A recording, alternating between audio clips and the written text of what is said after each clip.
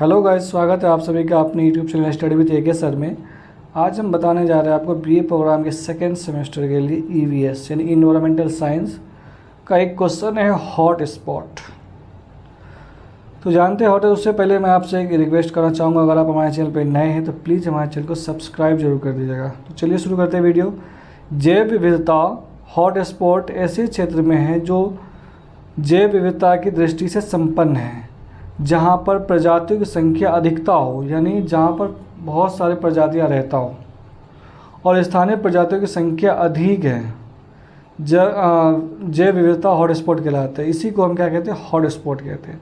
मतलब जहाँ पर प्रजातियों की संख्या सबसे ज़्यादा हो, स्थानीय प्रजातियों की संख्या भी हो, तो उसी इलाके को हॉट स्पॉट कहते हैं। उसी जैव विविधता को भी क्या कहते हैं हम?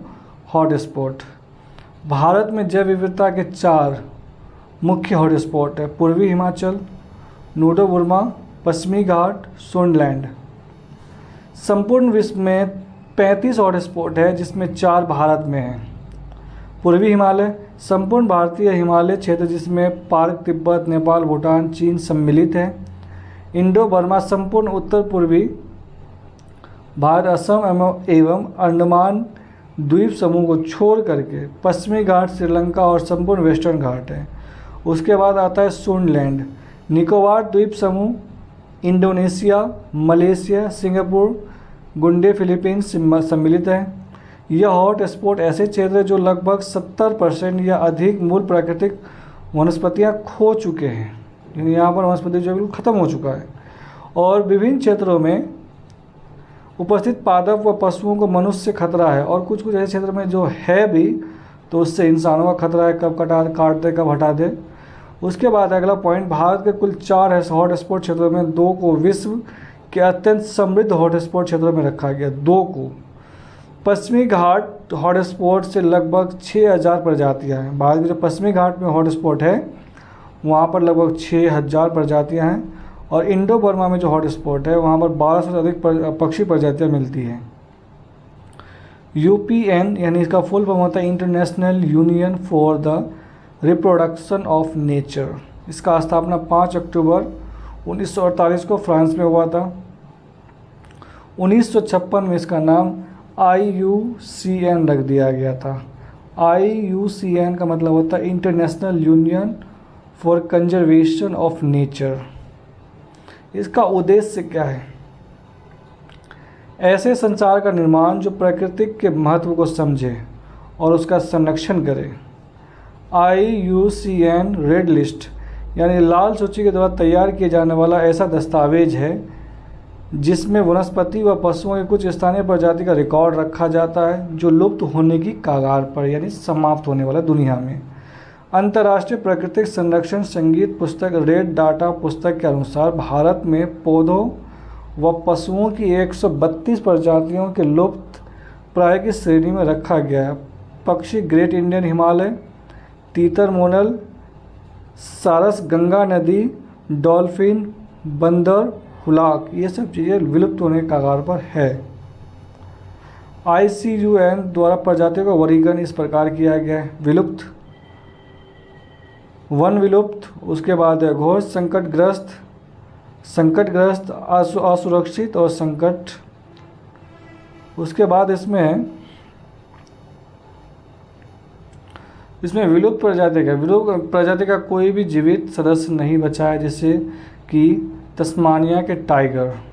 वन विलुप्त क्या होता है? इसकी प्रजाति वनों से पूर्णतः खत्म हो चुकी है, जैसे उदा, रेड, ब्लैक शार्क आदि। घोर संकटग्रस्त क्या होता है? पर ऐसी प्रजाति होती है जंगलों से विलुप्त होने का घोर खतरा बना हुआ है, यानी उसको खतरा बना हुआ है कब ये गायब हो जाए, जैसे कि वेस्टर्न गोरिल्ला। उसके बाद है संकटग्रस्त प्रजाति का वनों से विलुप्त होने का खतरा बना हुआ है। उसके बाद अगला असुरक्षित जाति की जंगलों से संकटग्रस्त हो जाने की संभावना है, जैसे कि नीलगिरी लंगूर इत्यादि। संकट निकट भविष्य में प्रजाति को संकटग्रस्त हो जाने की संभावना है, उदाहरण के लिए कुआन जाति, कुआन। उसके बाद संकट मुक्त जाति को बहुत कम खतरा है, वह विस्तृत क्षेत्र में पाई जाने वाली जाति है, जैसे कि जिराफ। आंकड़ों का अभाव।